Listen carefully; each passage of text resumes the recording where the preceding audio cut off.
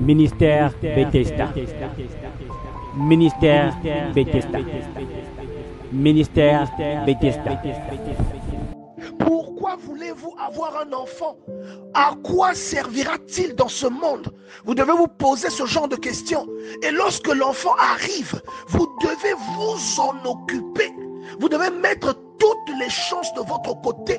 Vous devez avoir une relation avec Dieu et inclure Dieu dans l'éducation de votre enfant. Vous garantirez à votre enfant son éternité. Et le jour où vous ne serez plus là, votre enfant continuera à suivre cette voie. Parce que la Bible déclare, enseigne à l'enfant la voie qu'il doit suivre. Quand il sera vieux, il ne se détournera pas. Montrez à votre enfant l'exemple du genre de vie que vous voulez que votre enfant ait. Vous comprenez? Dites à Dieu pourquoi vous voulez cet enfant. Parlez à Dieu et lorsque l'enfant arrive, conduisez-vous tel que vous l'avez dit à Dieu. Vous comprenez? Elle dit, c'était pour cet enfant que je priais et l'Éternel a exaucé la prière que je lui ai adressée. La Bible dit que lorsqu'elle a confié cet enfant à Dieu, Dieu lui a donné encore plusieurs enfants derrière. Donc, il y a des fois des enfants avec une promesse, des enfants avec une importance capitale dans vos vies. Et le diable va tout faire pour vous embrouiller. Il y a des parents dont l'attention est détournée par une copine à l'extérieur, un père qui dort à l'extérieur seulement pour atteindre le potentiel d'un enfant que tu as dans ta maison. Il y a des parents, il y a des femmes qui vous abordent, inspirées par le diable. Tout comme aujourd'hui, il y a le Seigneur qui vous parle au travers de cette parole. Le diable aussi vous parle au travers de certaines personnes. Le diable vous atteint derrière certaines personnes. Il y a des femmes qui vous abordent, qui vous courtisent pour que vous vous mettiez en couple. Ce n'est pas pour vous que ces femmes le font. C'est le diable qui est derrière et qui touche ces femmes pour atteindre un enfant que vous avez dans la maison, pour retarder ou détruire le potentiel d'un enfant que vous avez dans la maison. Et le premier message que Samuel a eu de la part de Dieu, lorsque Dieu s'est manifesté à lui alors qu'il n'était qu'un enfant, il a même confondu la voix de Dieu avec la voix d'Élie. Bien aimé, le premier message a concerné un homme qui n'a pas bien élevé ses enfants. Vous pouvez être un croyant, vous pouvez même être un homme de Dieu, mais quand on regarde vos enfants, ils n'ont aucun reflet de ce que Dieu a mis dans votre vie. Et Dieu vous tiendra responsable pour cela. Et ici, il s'agit de Ophni et Phiné, les deux enfants d'Élie. Élie, pas Élie le Tishbite, mais l'autre Élie, celui qui a élevé Samuel. Élie n'avait pas bien élevé ses enfants. Et vous voyez qu'ils étaient sacrificateurs. Et quand les femmes venaient faire des offrandes, eux, ils couchaient avec ces femmes-là. Et ce qu'on apportait comme offrande à Dieu, ils prenaient cette offrande, ils ne brûlaient pas complètement ce qui appartenait à Dieu et ils ne prenaient pas leur part à eux. Ils prenaient parfois tout. Ils ne respectaient aucune consigne. Et ils acceptaient aussi des dons pour pouvoir rendre un jugement incorrect. C'est-à-dire que si quelqu'un a tort, si tu lui donnes l'argent, lui il dit que tu as raison. Et Dieu a parlé à Élie. Il a dit à Élie que parce que tu as eu peur de tes enfants plus que moi, parce que tu les as mal élevés et qu'ils n'ont pas eu peur de moi, il n'y aura plus jamais de vieillard dans ta famille. Il dit, il y aura toujours quelqu'un qui sera infirme dans ta famille. Il y aura toujours un indigent, quelqu'un qui a un flux, quelqu'un qui a un défaut physique. Et ils seront toujours là en train de mendier. Il y aura toujours un mendiant parmi tes descendants. Dieu a maudit Élie parce que Élie n'avait pas su éduquer ses enfants. Il y a des parents qui ne recadrent jamais leurs enfants. Il y a des parents qui ne font jamais de remarques à leurs enfants. Ils se disent que ça va passer. Bien aimé, vous préparez, vous contribuez à dépraver la société par un enfant que vous n'avez pas bien élevé. Et Dieu vous tiendra responsable de cela. Dieu peut revenir sur une promesse qu'il vous a faite seulement parce que vous élevez mal vos enfants. Je répète, Dieu peut revenir sur une promesse qu'il vous a faite parce que vous élevez mal vos enfants. Dieu déclare à Élie, c'est pourquoi voici ce que dit l'Éternel, le Dieu d'Israël. J'avais déclaré que ta maison et la maison de ton père marcheraient devant moi à perpétuité. Et maintenant, dit l'Éternel, loin de moi, car j'honore celui qui m'honore, mais ceux qui me méprisent seront méprisés. Il lui a dit, pourquoi foulez-vous aux pieds mes sacrifices, mes offrandes que j'ai ordonné de faire dans ma demeure? Et d'où viens-tu que tu honores tes fils plus que moi? En d'autres termes, tu as plus peur de tes enfants que de moi. C'est-à-dire, tu laisses faire à tes enfants des choses qui me déplaisent. Vous comprenez? afin de vous engraisser les prémices de toutes les offrandes d'Israël, mon peuple. Il dit à Élie que le signe que je te donne, tes 2 enfants mourront le même jour. Vous comprenez? Et ce jour-là, Élie est mort aussi. Parce que quand on lui a annoncé la mort de ses enfants et la prise de l'arche de l'alliance, il est tombé à la renverse, il s'est brisé la nuque. Donc faites attention, il y a des choses dans votre vie qui peuvent s'arrêter d'évoluer seulement parce que vous n'éduquez pas bien votre enfant. Faites attention soyez des parents sévères. On ne vous dit pas d'être méchant, mais soyez sévères. Ce que vous léguez à votre enfant, cela va contribuer soit à bénir des gens autour de votre enfant, soit à en faire une source de bénédiction, soit à en faire une calamité et une source de malheur. Et une source, j'ai envie de dire, un cancer pour la société, ou même pour votre propre maison, pour votre famille. Si votre enfant vous vole de l'argent, bien aimé dans le Seigneur, ça veut dire que vous avez échoué quelque part.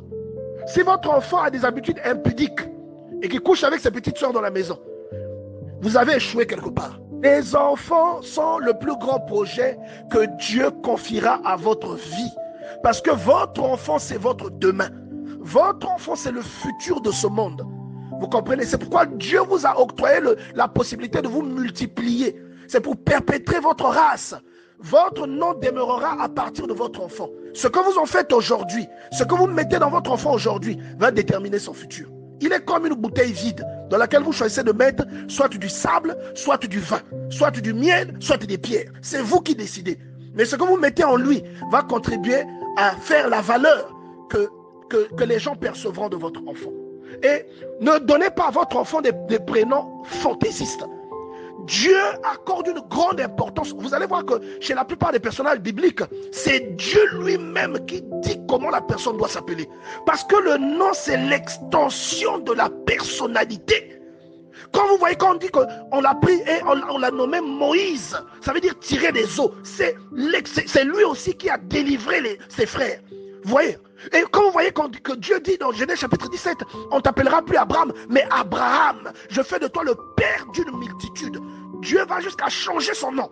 Dieu va jusqu'à changer le nom de Jacob. Il dit, tu ne t'appelleras plus Jacob, tu t'appelleras dorénavant Israël, parce que tu as lutté avec les hommes et avec Dieu. Le nom, c'est votre caractéristique.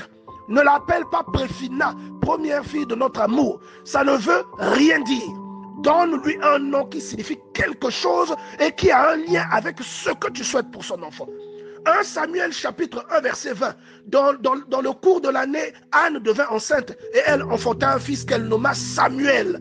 Car, dit-elle, je l'ai demandé à l'Éternel. Vous voyez, le nom a un rapport avec la prière qu'elle a faite.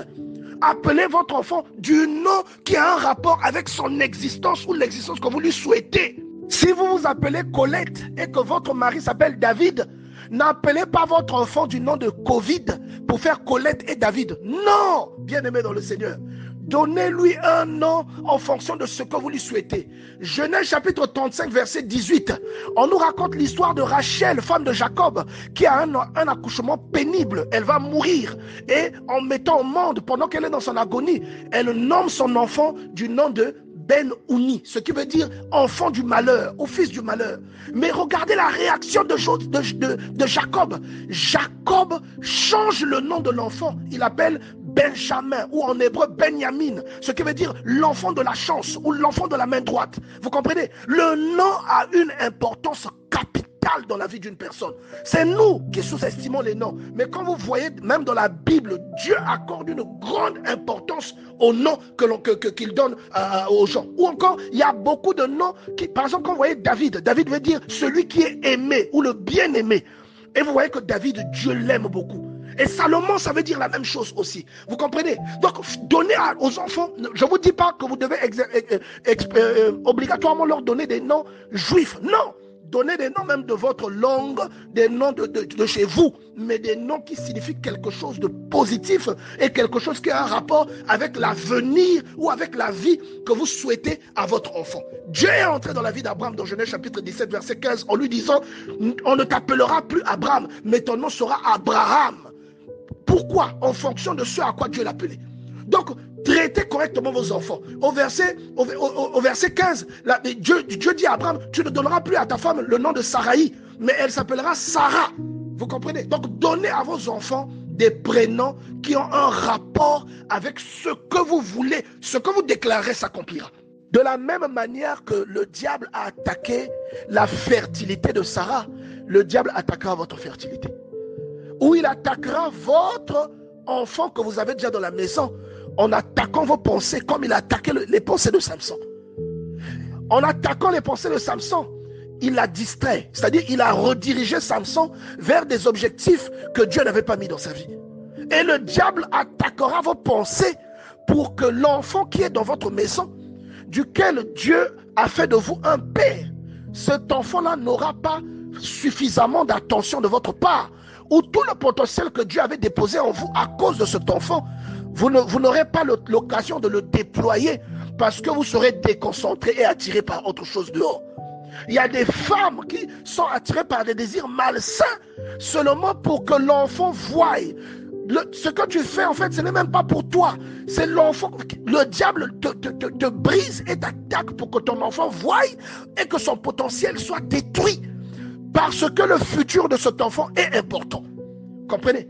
Comme le diable a attaqué Rebecca dans sa fertilité, il a attaqué Rachel dans sa fertilité, seulement pour empêcher que la promesse que Dieu a faite à Abraham se propage. Il n'a pas attaqué Agar l'égyptienne, hein, parce qu'il savait que la promesse n'allait pas par cette route-là. Il a attaqué Sarah, il a attaqué Rebecca, il n'a pas attaqué la sœur de Rachel, hein, il n'a pas attaqué Léa, il n'a pas attaqué Zilpa, il a attaqué Rachel, parce qu'il savait que la bénédiction de Dieu entrait et passait par cette route.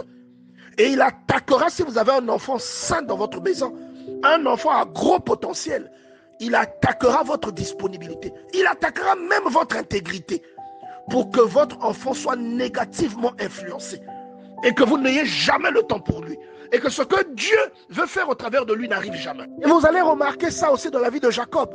Jacob a aimé une femme qu'on appelait Rachel. Vous allez remarquer que les autres femmes sont des femmes qu'on lui a plus ou moins imposées.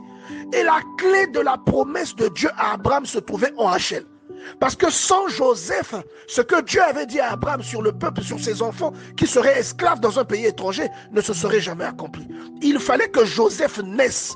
Alors regardez comment la Bible vous explique que Rachel a été stérile. Cette promesse a été combattue. Alors si vous êtes stérile aujourd'hui, ne vous inquiétez pas, priez le Seigneur. Et vous verrez que vous comprendrez que parfois votre stérilité cache quelque chose de grand. Vous voyez? Et donc vous voyez que Jacob, pour avoir Joseph, il a mis du temps, bien aimé. C'est l'avant-dernier de ses fils. Et Jacob a eu 12 fils. Et Joseph est l'avant-dernier. Vous comprenez? C'est-à-dire que quand Joseph est né, ses frères étaient déjà grands. Vous voyez? Donc Dieu combattra toujours. Et vous voyez ça dans la vie de Élisabeth et Zacharie. Que Jean-Baptiste, quand il vient au monde, Élisabeth et Zacharie sont vieux. Et Jean-Baptiste vient avec un but. Parce qu'il y a des enfants précieux. Et vos enfants sont précieux. Vous comprenez? Et vous voyez aussi dans la vie de Samson. Ses parents sont stériles. Ils sont vieux. Lorsque Samson vient au monde, ses parents sont déjà vieux. Ils ne pensent même pas avoir d'enfants un jour. Donc les enfants, ils sont tellement précieux que le diable peut les combattre dans votre vie. Il peut les combattre pour que la promesse de Dieu qui passe par ses enfants n'arrive pas. Vous voyez? Alors ce que vous déclarez sur vos enfants, si vous le déclarez avec foi, cela s'accomplira. Et vous voyez cette femme, Anne, qui avait promis à Dieu de consacrer l'enfant qu'elle lui donnerait. Et Anne est venue, dans 1 Samuel chapitre 1, verset 28, rappeler à l'homme de Dieu qu'il lui confiait l'enfant et qu'il prêtait cet enfant à l'Éternel pour que toute sa vie, que cet enfant-là serve Dieu. Faites des promesses à Dieu de ce type. Si vous avez des problèmes, ce que vous déclarez s'accomplira. Éduquez vos enfants en incluant Dieu dans leur éducation. Si votre enfant ne connaît pas Dieu, même si vous lui payez des bouquins, vous lui payez des jeux vidéo, vous lui payez des voitures, des vêtements, les baskets d'un prix exorbitant, vous lui aurez privé de la chose la plus importante de sa vie, celle qui consiste à connaître Dieu. La Bible déclare dans Genèse chapitre 26, verset 24, l'Éternel apparut à Isaac la nuit et lui dit, je suis le Dieu d'Abraham ton père, ne crains point, je suis avec toi. Tu dois apprendre à ton enfant que tu as un Dieu. Tu dois lui apprendre à se confier en ce Dieu-là. Vous comprenez? Et si tu crains Dieu, Dieu bénira tes enfants parce que tu le crains.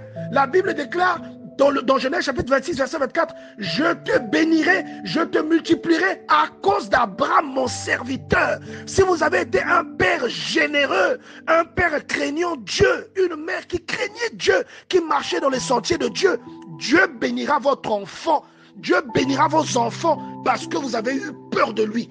Incluez Dieu dans l'éducation que vous donnez à vos enfants. La Bible déclare dans Deutéronome chapitre 5 verset 9, « Tu ne te prosterneras point devant des statues, enfin devant des idoles, et tu ne les serviras point. » Et on a déjà dit ici que les idoles, ce n'est pas seulement des statues, mais les idoles, c'est parfois des idées préconçues auxquelles vous adhérez et qui sont le contraire de ce que Dieu vous montre ou de ce que Dieu vous enseigne. Et que vous prenez part à ces idées, ce qui devient une infidélité vis-à-vis de Dieu.